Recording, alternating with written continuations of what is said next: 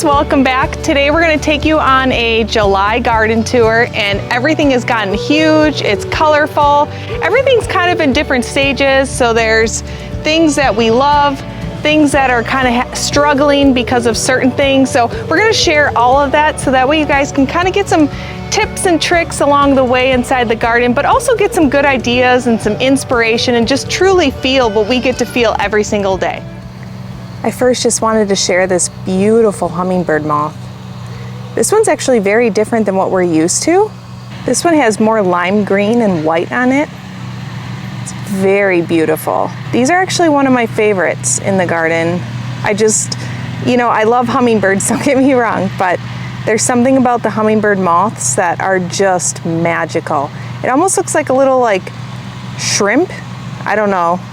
Right, Jason? It does, yeah. It kind of has like a little shrimp body with wings. I love how it does. The tail looks like a shrimp.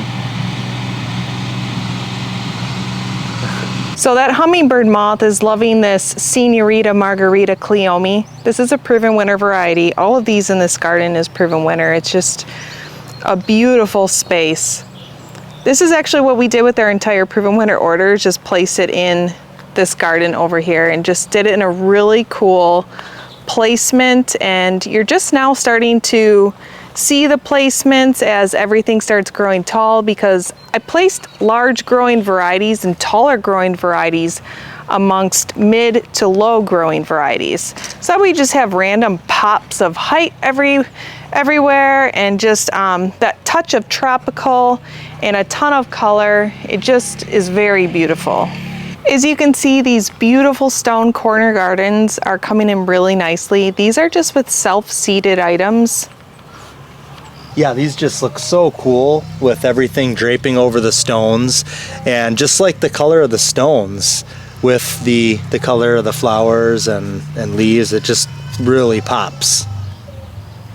And these right over here on the corner are the cucamelons. We have these on each corner in 2 of the corner gardens because these are Selah's favorite and Jason likes them too. But as you can see, there's a ton of blossoms on them. So we are going to end up with a ton of them. So that's good, because then Selah can get her nutrients since she's such a sugar lover. But mixed in there, we have the purple wave petunia off the front here, which are easy to seed all on your own. And then we have the trailing Lophosphaerum vine, which doesn't have a ton of flowers at the moment, but it will. It gets beautiful bell flowers, but they're more open during the day. The flower lasts about a day or 2 at the very most, but then once these blossoms are done on here, they get old little blossom pods like this. So this I actually take a scissors to, because they are a little tough to get off, but you want to just get those off. When you remove those, that keeps the vine looking amazing and helps it just produce more, keeps it beautiful and green. Otherwise, a lot of those just end up looking brown and look dead on the vine, and it makes it look kind of dead and gross and dirty.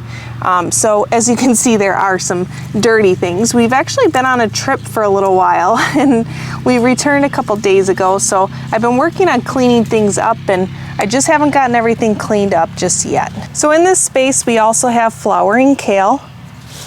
So this is the lower growing flowering kale.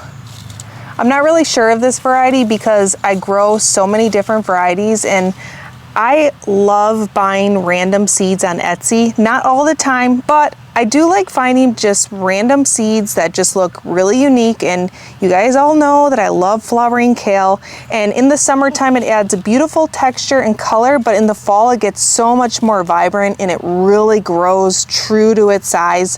And it's amazing. So it's one of those that kicks in when the summertime's over, and it just starts performing amazing when everything else is starting to look kind of And then over here we have our pumpkin on a stick, and this is a type of an eggplant, but it's beautiful for cut flower bouquets or just bouquets on its own.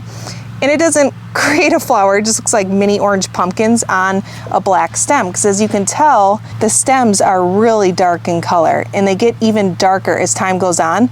But always be careful, because as you can see on here, there are a lot of sharp thorns The leaves too carry the thorns, and it really hurts. So I leave these guys alone the whole season. And then once they start producing all of the pumpkins along the vine, it creates, you cut it below and you have this black stem with these bright orange miniature pumpkins for bouquets. And then what I do is I kind of just go with my clipper before I cut this, and I clip all of the little thorns. Just kind of like what you would do with a rose, you know. Roses are beautiful, but you don't want to handle them if they've got the thorns. We have a few different types of zinnias in here. We have the blotch series. I did single varieties of the blotch series because there's a few that I really love. And then I just did regular orange zinnias, so just regular. And these are all seeded. Everything I'm showing you is seeded, so you can create a beautiful color garden with just seeds on your own. And then in here we also have the Potomac snapdragons. I know I'm pronouncing that wrong. I'm sorry, you guys. I did Google how to pronounce it because so many of you have told me that I pronounce it wrong, and I'm trying, but for some reason it just never sticks. So I will get it right eventually. That is definitely a goal of mine, and I apologize, but look at how beautiful they are. I can't apologize for this beauty right here. So they are gorgeous. But what's really cool about these snapdragons is that everybody just uses these for cut flowers, but they are amazing in container gardens as well. And if you cut just the top of that flower off, then all of these growths here along the stem, they will actually grow out, and all of them will create flowers. So these snapdragons here, I was trying to like think of what they compare to as far as the smell, because they're super sweet. It almost smells like the cherry flavored Starburst.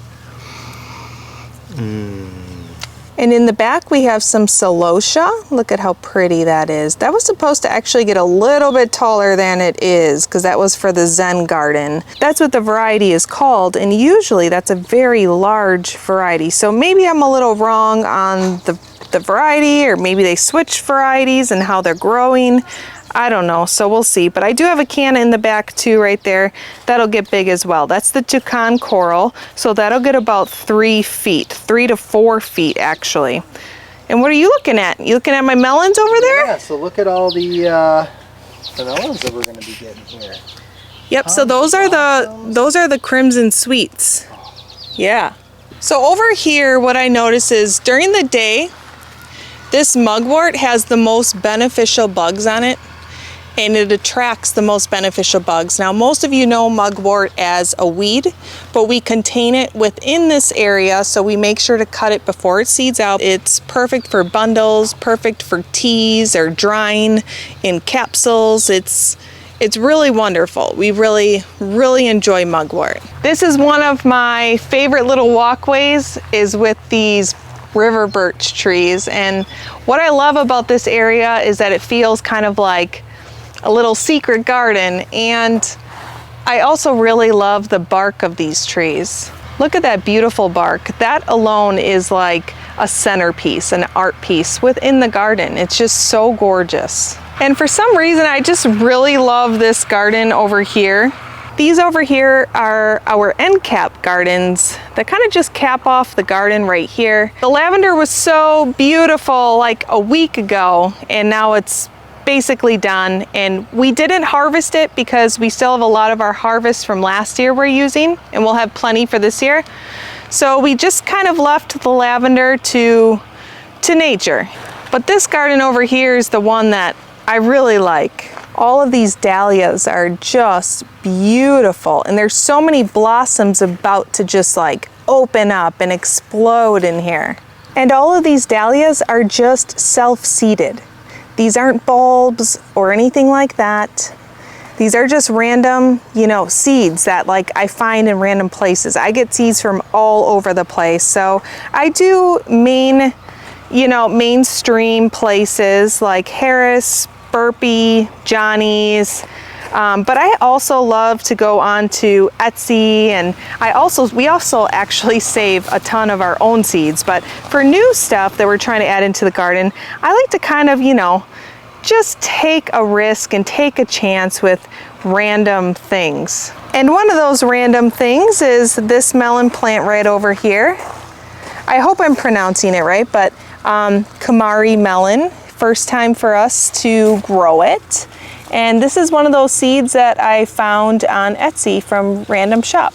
And you can find a lot of little things there. And what drew me to it when I was picking out the seeds wasn't so much the detail about the flavor, it was just the look of it. So it's not gonna be a huge melon, but it just looks so cute. But we love trying new things, so we're excited for that one. One of my favorite herbs is sweet wormwood. It has amazing healing benefits. And you probably see all those videos all around that talk about wormwood or sweet wormwood being the parasite remover. But for us, we love the smell of sweet wormwood. So for the smell of it, I almost feel like it smells like Christmas. It's almost like a sweet pine, but when I smell it, I just think of Christmas for some reason. It does. And for me, it's that, I guess, mixed with almost like fairy garden kind of a smell. Like sweet wormwood is like definitely connected with fairies. It just has that like whimsical smell, and every time you walk by it, you can smell it. It's amazing. But it's one of those also that you either love it or you hate it. Because I've found that with people that I let try to smell it. Yeah, I can see that. I was just absolutely shocked. Yeah, I can see that though. I can definitely see, like, for me, it's right on the verge, you know. Like, What? I like it, but there are other things that I like better. I'm filing tomorrow. Come on now. I just truly love these gardens, and I think the reason is because I'm connected because of the fact that we seed started these gardens, and with that you are connected to your garden since winter. So it's just a completely different connection than anything else where you get a pot and plant it. But I just wanted to show you over here our calendula. So I do have a video on this channel about how we infuse jojoba oil with calendula for our skin, and I have to say that is the most used product that we create in our home. And so this year we're going to do calendula, but also chamomile. But I'm still going to do just a solid calendula just because we absolutely love it, and I don't want to like mix chamomile and then be like, oh, we liked the other one better. So we can kind of compare this winter once we do that. So we like to collect all of our goodies from the garden in the summertime, and then we use winter time more so to create. All right, so the key with picking raspberries, so you got to get down low, because if you don't, the leaves, they kind of like drape over and they will cover the raspberries so that you can't see them. So like this guy, for example, if I'm standing up above, I probably don't see that one. So if I don't see it from my viewpoint. So like here's another one. No one else does either. Because I'm low. There you go. You know, so you almost have to like look under the leaves. I'm just gonna follow your hands. Yes, that's pretty much, here we go, another one here. And we get a ton of raspberries, not just one here and there like you're seeing us find right now. We've been gathering these raspberries for quite a while. So what we do as well, just to keep these raspberries producing, once an area is completely done, we trim that off. So we start trimming the areas that have been picked and that are retired. So that way it has, you know, enough energy to focus on new growth and new raspberries. They keep producing for us, but not many, until we hit fall. Then it's all of a sudden like this whole new growth because of that cutting that helps create more raspberries. So a whole nother round, a huge round. We just had a really large round of raspberries, and we've just been eating them like crazy. And the kids come out here too. They love being able to just come out and pick. So I do pick like, you know, little pints, but I also don't want like the kids to not have anything to find. So I try to leave some on there for them. And for Jason, of course. Yeah, well, it's kind of hard to find them right now just because we have been going through, and every time I walk by here, I stop for about 5 minutes and I'm just like, you know, picking a bunch of them off. So it's tough to find some good ones right now. There's some over here though, I see. Like up on top in here and stuff. Like you don't have to get low for these, Jason. Yep. These are not a low-hanging fruit. So this is the Albert Einstein flower. You can What? see It's clematis. Oh, yeah. Looks like Albert Einstein's hair. And this is a Walter's Gardens clematis. So pretty. Look how pretty that is. So I do weed this garden, but whenever we get some of these Queen Anne's lace, these little white flowers, you can kind of see them throughout. I just let them stay because they attract a ton of beneficials. We have gotten to the point where we really don't need to spray anything. We've brought in so many beneficials into the garden just by adding a lot of natives and bringing in some of the healing herbs and plants and flowers and allowing some of the weeds to kind of just stay there. I know that sounds kind of crazy, but like it definitely has drawn in and helped the beneficials stay there. They really depend on them. You know, we kind of have to think about, you know, why did God put weeds on the earth? They can handle anything and everything. So I know that, you know, they can take over things, but, you know, there's definitely a purpose for them. That's so true. It's so true. It makes complete sense. It's so logical. And this is my favorite in the garden, the addition of the garden room and then placing the beds out here with the new design that we've been working since January to create. And we'll go into those beds in another video just so that way you can see the placement, because that's a whole video on its own. This year we did a new combination on the vertical wall container garden, and it is beautiful, but I do have to go in and control it and clean it up just a little bit before I feature this in another video. So this will also be a video on its own. So one thing that we did do different in this area is we didn't do the very large container right here in the corner. And I really miss it. I miss it. I feel like you can hear those goats. The goats are going crazy. I know. I miss it, but the reason why we didn't do it this year is because it made us feel like we were almost too closed off from everywhere else, but it feels like there's something missing, doesn't it? It does. But the tree, our special variety of a tree here. Jason loves talking about our special tree over here. Yeah, I mean, you can't find these things anywhere. It's a sacred birch. A sacred birch. So let me be clear, there is no such variety as sacred birch. This is just an old birch log from a neighbor, and it is placed on a trellis with our wisteria vine, as you can see here. But it does look like a tree, and everyone always asks what kind of a tree that we have there. It is such a beautiful area, a quiet space. Well, it was a quiet space before the kids got to an age where all they want to do is ride and make noise. Right, Jason? Yeah, that's right. Right now. We want to just hear the nature-esque sounds and the crying goats. I can see one of them popping their heads up through the window. They're like, we want to be in the video. Yeah. Let's go see those goats. Okay, look. Before we go and see those goats, I just wanted to share that this is an area where we did place some of those Walter's Gardens perennials.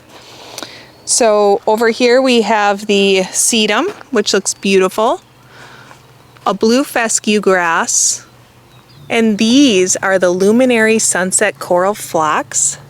They are so gorgeous and showy. I remember I saw these when we pulled up to Walter's Gardens the one time, and I knew that we had to have them in our gardenscape. It just fit the feel and the look within our garden. We have some echinaceas over here. These have been in here for quite a while. As you can see, they're pretty established, but they're super gorgeous. And then we also have the Russian sage in there. Add that touch of blue. We really need to get these trees right here planted up still. And then over here, I'm gonna have Jason move them because they're blocking my beautiful container. Everybody needs a Jason. That's right. And I just want to mention too, I think this is the first video that we've done this year where I'm not in dirty clothes and it doesn't look like I comb my hair with a fork. Feeling good tonight. I know. This is actually, I cleaned up because today Casey looks beautiful. I was planting pumpkins in the field all day. Yep, so she was sweaty and dirty. Yeah, I didn't look good, but I cleaned up okay. We feel great tonight. Yeah. Now focus. You got 4 more to move. That sun that comes through here at night, it is so magical and spiritual. It is just a connection. It's amazing.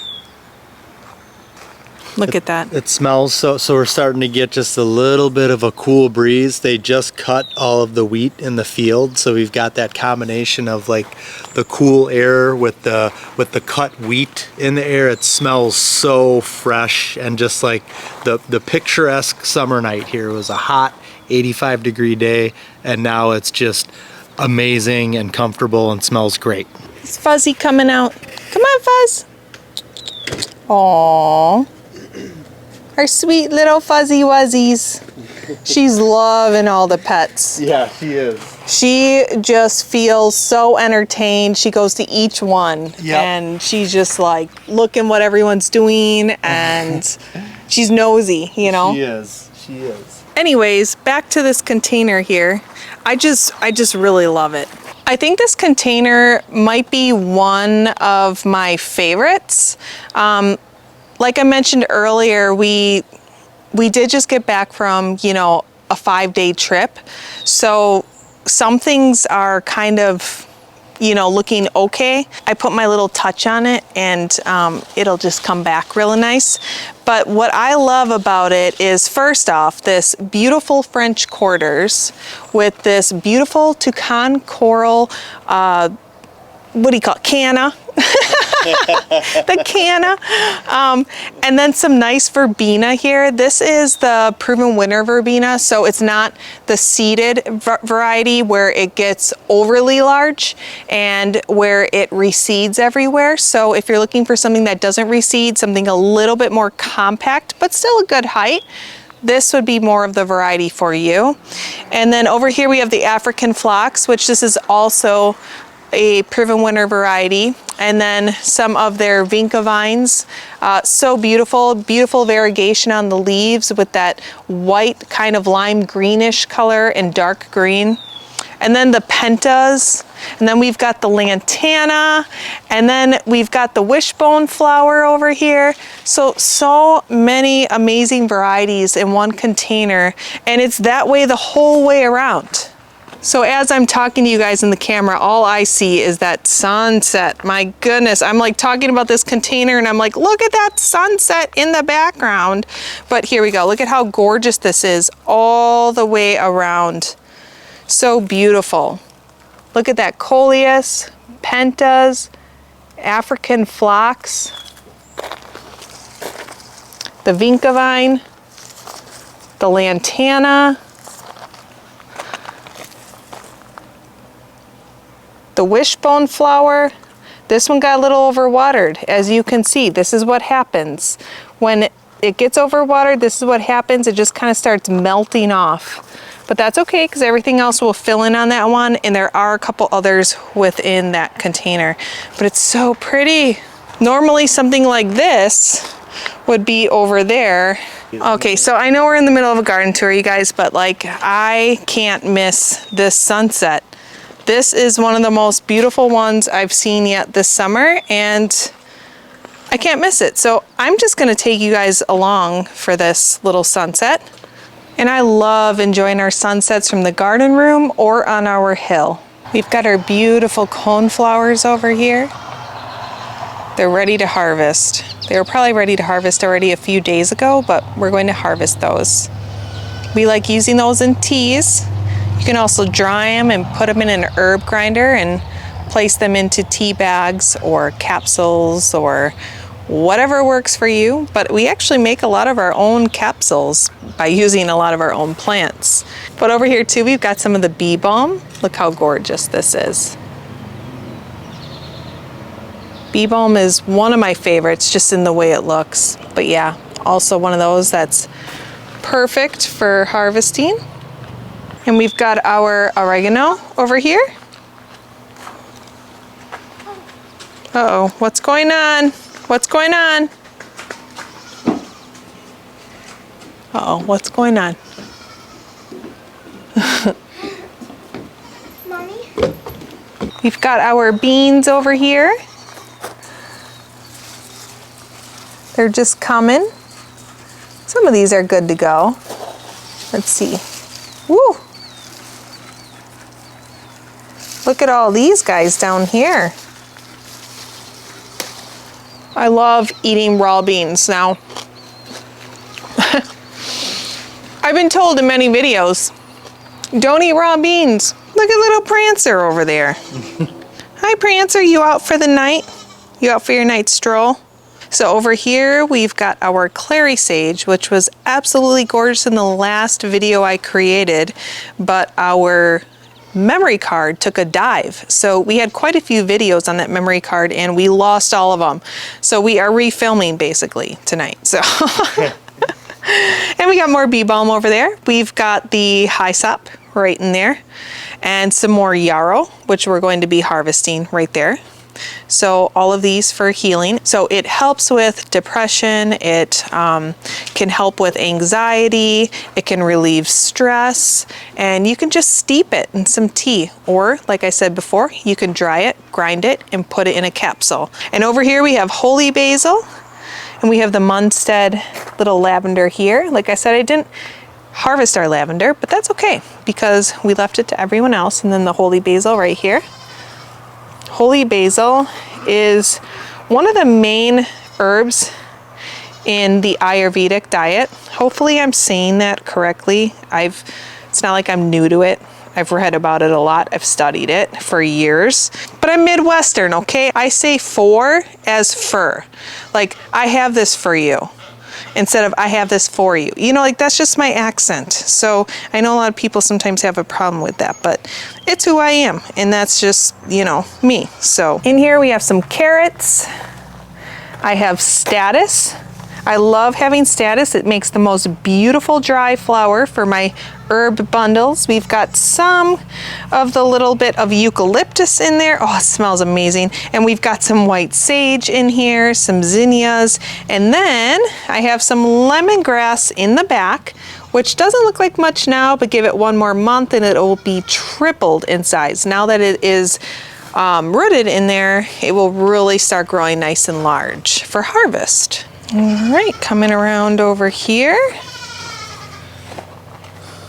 Oh, it's so beautiful. I just love it. You guys, I wish for all of you to just create your dream. This has been taking Jason and I, what are we on, year 11? Is it summer 11? No, 10. 10. Yeah. So it has taken us 10 years to create this because we do everything ourselves. We do have some help with certain things, but we're working alongside of whoever's helping us out. Like it's not just like, oh, let's hire everything done, you know, which there's nothing wrong in that either. Which if we ever had to do it again. Right. I remember there's a picture of Casey that we have where she's on her dad's tractor, and it was right before we just had all grass. This was just all grass, this whole area, nothing but grass.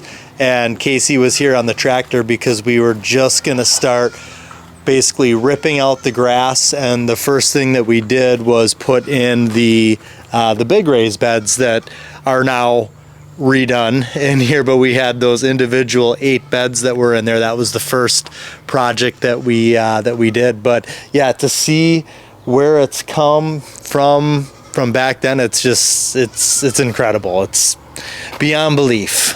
So I promised you guys goats. So they like to try and sneak out. Hi, Bubbles. Hi, Bubbles. Daisy and Picasso. Aw, hi guys. Let's take them out to their pasture. Come on guys. Come on. Okay. Oh, this is Pepperoni. She's always trying to peck and get as close as she can. But Selah tamed her so well. And she's an amazing chicken. You're amazing, Pepperoni.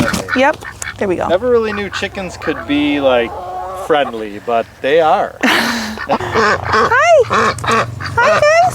Hi. Aw, pepperoni. Okay, let's get the goats out. Come on. Come on.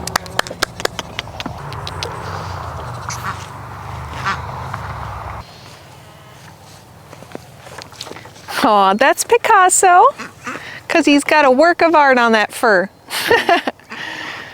So we're just working on building them a few little fun activities here and just using whatever we have. It's nothing fancy, but they love it. They love anything that we're using here, and they're kind of crazy, and we love that, right, Picasso? Oh, yes, he's such a good boy. He loves that. He loves that. Yes, he does. Hi, Daisy.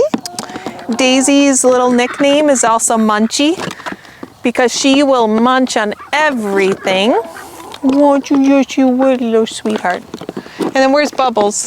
Bubbles likes the hair. But Bubbles right now is hanging out on the other pallets. So those pallets over there, I want to create something kind of fun. We're just using lots of pallets because my dad has a lot and they're free. So, hi Bubbles. How are you? Oh, look at that little tail. Look at that. Ooh, ooh, you munching on my dress? Look at, they already pooped on my dress. So it's all right though. It's all right. Yes, yes. Aw. Be careful up there. Be careful, kids.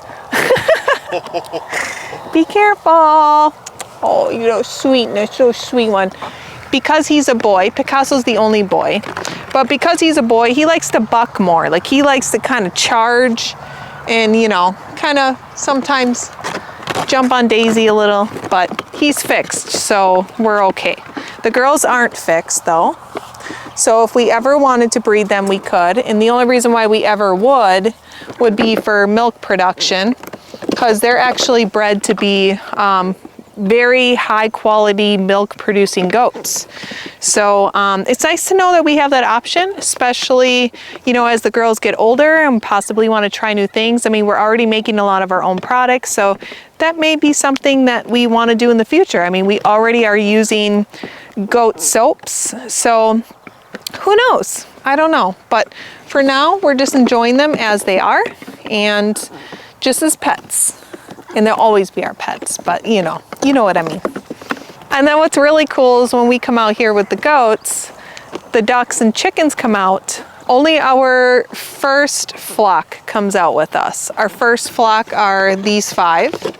So the 2 ducks and 3 chickens. And our second flock kind of flocks together, and they all get along, but you know, they kind of have like their own groups. So the other flock doesn't come out this far yet. So we have 2 brown Easter eggers and 3 silkies. They're probably already in for the night. Yeah. They go in early into the chick coop. They go into the chick coop, like getting their spot before the big guys come in. Oh, look at the fireworks.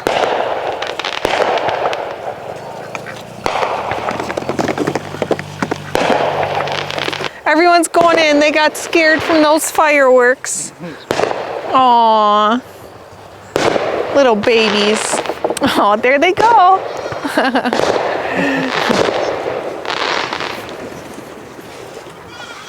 So there goes Jason and his new little kids. This will expand here too to be able to go up on the roof for them. But look at these guys. They're like, give me some pellets. They're crazy, aren't they, at feeding time? Okay, let's go into your little house. Come on, let's go into your house. And look at who I found in here. The silkies. Look at those guys. And then the Easter eggers. So we do have a rooster. Yep, we didn't know it when we got him, but it's okay. He's okay for now. He's really beautiful though. So I plugged the lights in. And see how the Easter eggers and silkies, they're their own flock, so they get like their little spot every night to make sure no one else takes their spot. And Jasmine just got in there. She jumps up, and they like to go up top. Oh, Pickles is already up there. Hi, Pickles. So this weekend we are working on egg-laying cubbies for them, because in another month or two they will be laying eggs. And they already like their little cubby up on top, but we'll make sure it's more like a little bit wider along the bottom for them to be in there a little bit safer and everything like that. So, and what's going on with you, huh? Pepperoni, you're so vocal. You're so vocal. You are. Yeah, little sweetie. Here we go. We got our little fur balls over here. Got our little fur balls tucked in tonight. Look at you guys, huh? That's Pippi. Like Pippi Longstocking with the red hair. And then we've got Poppy, because we thought it was a girl, but I guess now it's Poppy. Big Poppy. Big Poppy. This is about the time that the ducks come in. They always visit the goats before they come in, just to see if they can get in there, because they love going and visiting the goats. But now they're on their way back in. So we have this fence right here, so that way the goats can't come in here, but the ducks and chickens can come in right underneath. We will eventually separate them a little bit, but we're still kind of figuring that out and creating that whole design right now. And Selah's window box is looking beautiful with those calliope geraniums and that saffron finch supertunia. It looks really good. Look how cute that is. I remember when this was the girls' science shed, so it is a little sad that it's changed, but it's really cool that we were able to use it in a whole new way that brings the girls joy. So I think we're gonna call it a night, because we're losing the sunlight and there's so much that we want to be able to share. And like I said, we lost a lot of our videos on the last memory card. So we're trying to kind of, you know, play catch up a little bit. And like I said, there's a ton to share. So in this video, we shared what we could, and we'll continue sharing in every video from here on out. And we just really appreciate you guys watching tonight, and we hope you guys have a great evening.